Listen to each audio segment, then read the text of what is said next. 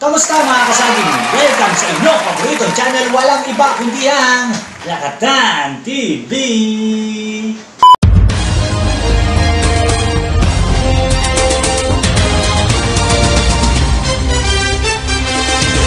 At nandirito na po ang mga trending na balita. Balita Ragis! Namiss ko gawin to, Balita Ragis.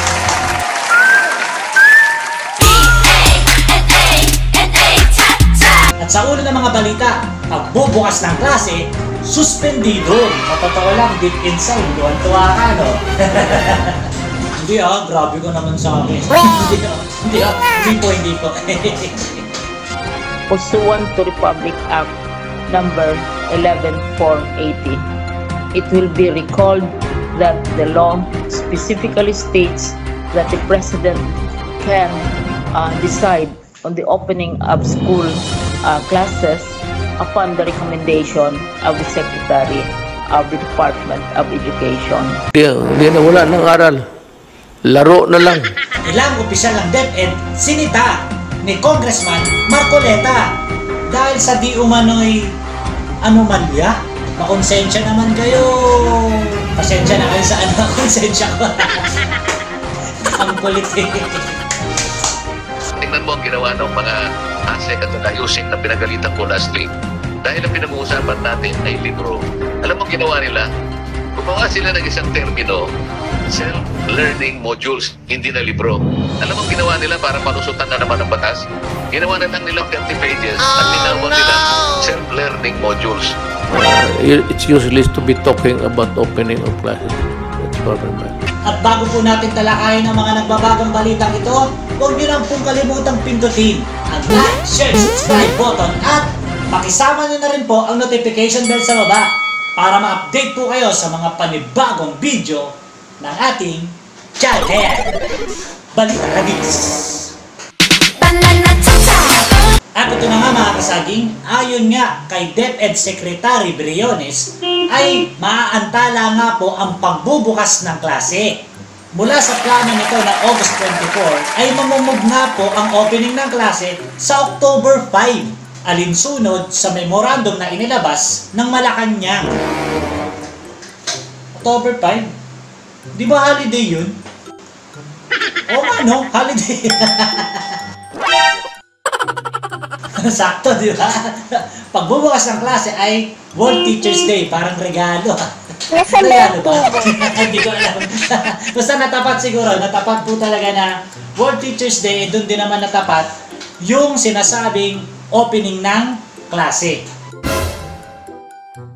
Well, anyways mga kasaging, panoorin po natin yung press conference na ginanap at pakinggan po natin ang ating DepEd Secretary Briones. Short notice, but we believe that the news that we are sharing with you is of great importance to the entire country, particularly our learners, their parents, our teachers, and all the citizens of the Philippines. Napaka-importante nga po nito mga kasaging dahil maraming nag-aabang nito. Mga magulang, mga estudyante, at maging ang mga guro. This is my statement. This morning, we received a memorandum from the Office of the President that the President has already made the decision in respect to the recommendation that I submitted to him last August 6. Teka. Ang desisyon at naglabas ng memorandum in accordance dun sa recommendation na ipinasa ni DepEd Secretary noong August 6. Tama ba ako? Ibig sabihin may recommendation pala na iurong?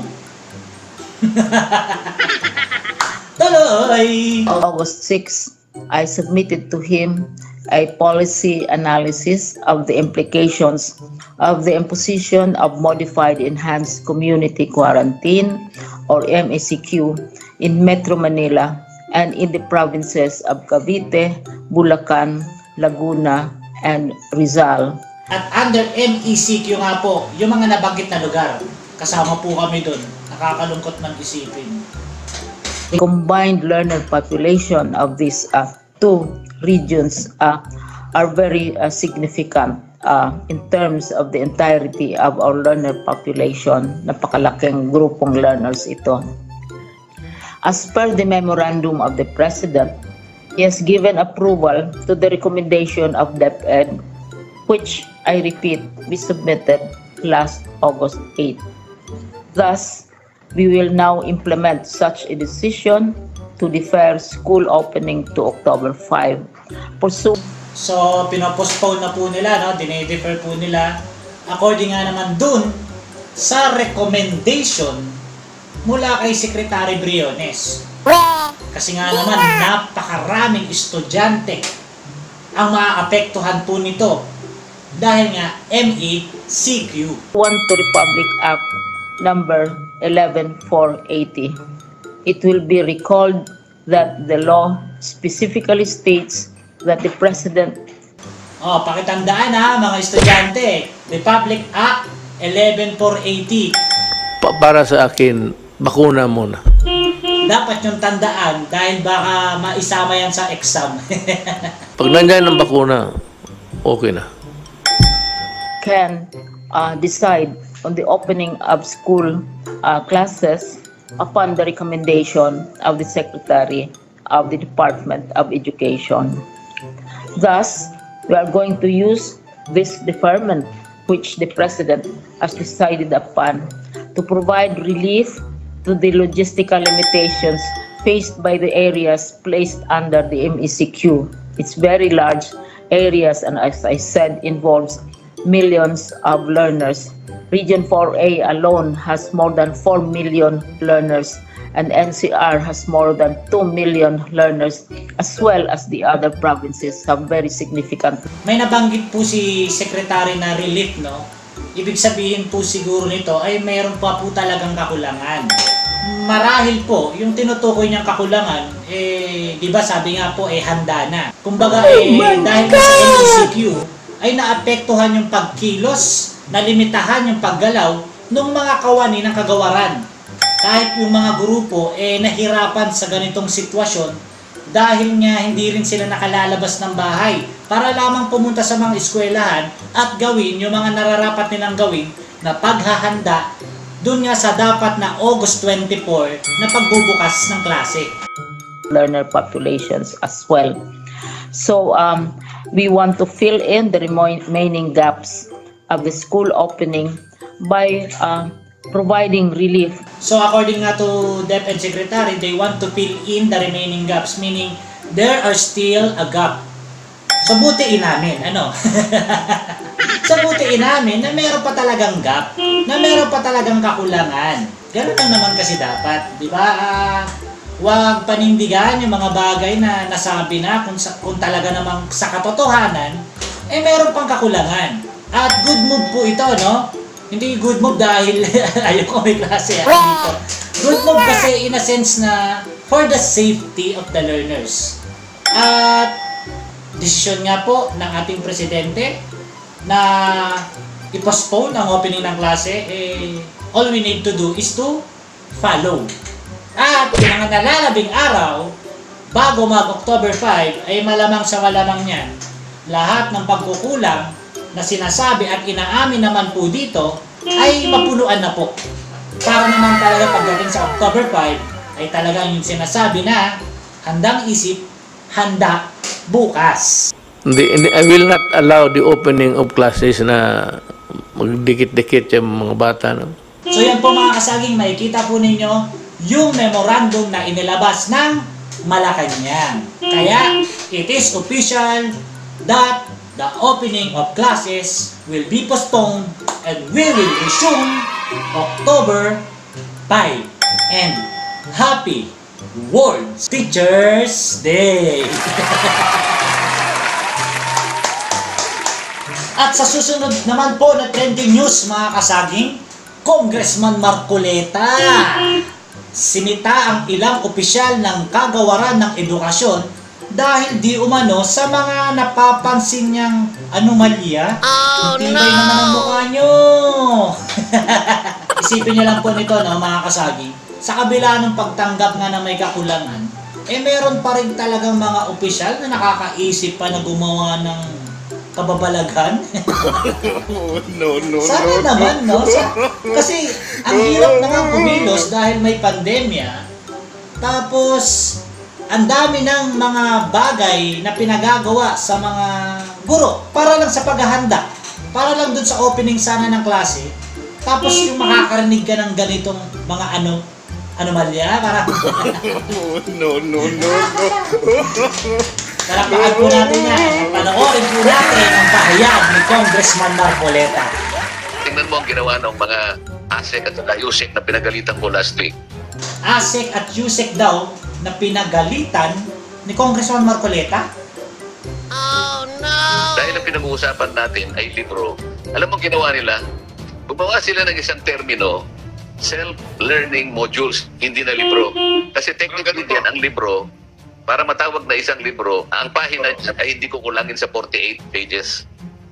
Ganun pala. Yan ang standard ng UNESCO. Alam mo, inaral natin Self-learning module? lahat yan. Para maging textbook, ang minimum pages niya 48. Alam mo ang ginawa nila para palusutan na naman ng batas?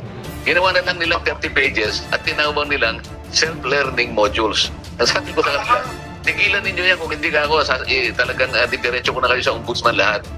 Sinisirem na naman ninyo yung batas para kumita kayo.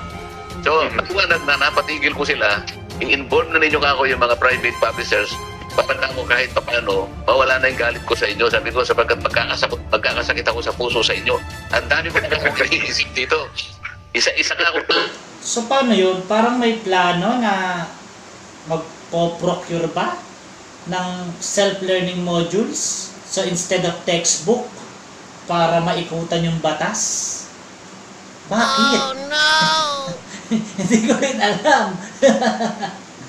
Pilitaw yan. Hindi ko naman kaya ako labanan lahat yan. Ito, tapos pumutok na naman ang PhilHealth. Hindi pa kami natapos ng Meralco. Titingnan pa namin ang Telco. Ano bang gagawin ko din? So, sunod-sunod nga naman po, no? Kasi Meralco, tapos eto nga yung PhilHealth. Kung inihahanay ni Representative Marcoleta dun sa mga pumutok na issue, dun sa mga nabanggit, kasama itong binabanggit niya dito sa kagawaran ng edukasyon, aba, teka. Nasaan ba yung tubo? Talaga yatang may problema.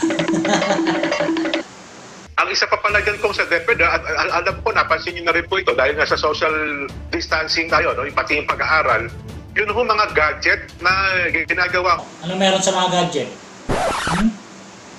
Ang requirements kayo ng DepEd, meron silang mga app na parang inaakma sa pinapaboran naman nilang kumpanya o kaya tagagawa nito mga tablet na ito. Bakit po hindi ito Merong ina-app para sa mga gadget, tapos yung mga gadget ipinoporma dun sa mga kilala nilang kumpanya na gumagawa. Oh no! Hi! Smell something fishy! No. Bakit po hindi ito maging open para ang lahat po nakakasali? Mukhang ito kasi ito magiging trending ngayon sa mga susunod na panahon ko. So, yun, no? Yung sinasabi po dyan nung nag-i-interview kay Congressman Marcoleta na maging open sa lahat, siguro ito yung tinatawag na public bidding. Di ho ba?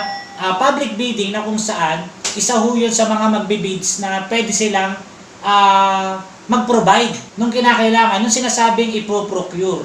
Parang ganun po yun, no? Kumbaga, pababaan ng presyo.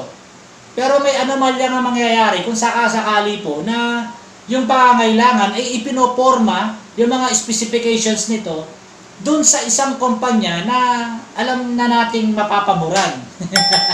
At pag may pinapamuran, no. tuloy.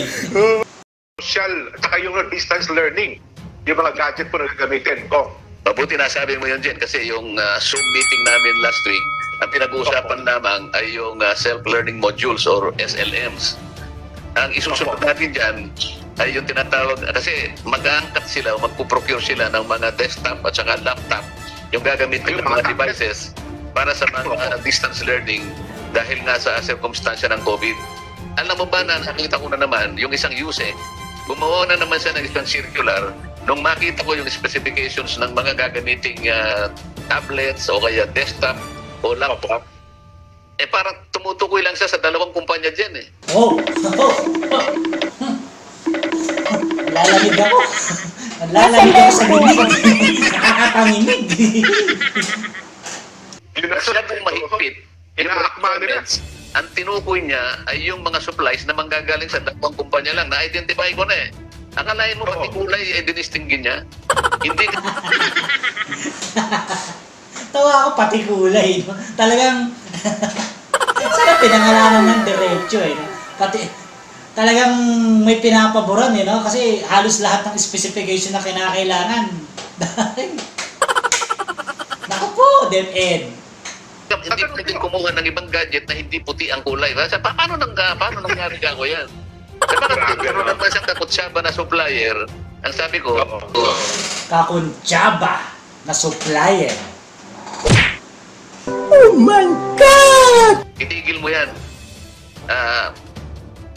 May imbestiga ka uli dyan. Sabi ko, pag hindi mo itinigil yan, masasangkot ka na naman sa mga taong maaaring mapatibayan natin na Itigil mo yan? Masasangkot ka na naman? Oh, no! Nagigets nyo? Itigil mo yan. Masasangkot ka na naman. Na naman. Bahala na hindi na makatapos. Alam nyo mga kasaging, no? Nakakalungkot na isipin na sa kabila ng paghihirap ng mga guro, no?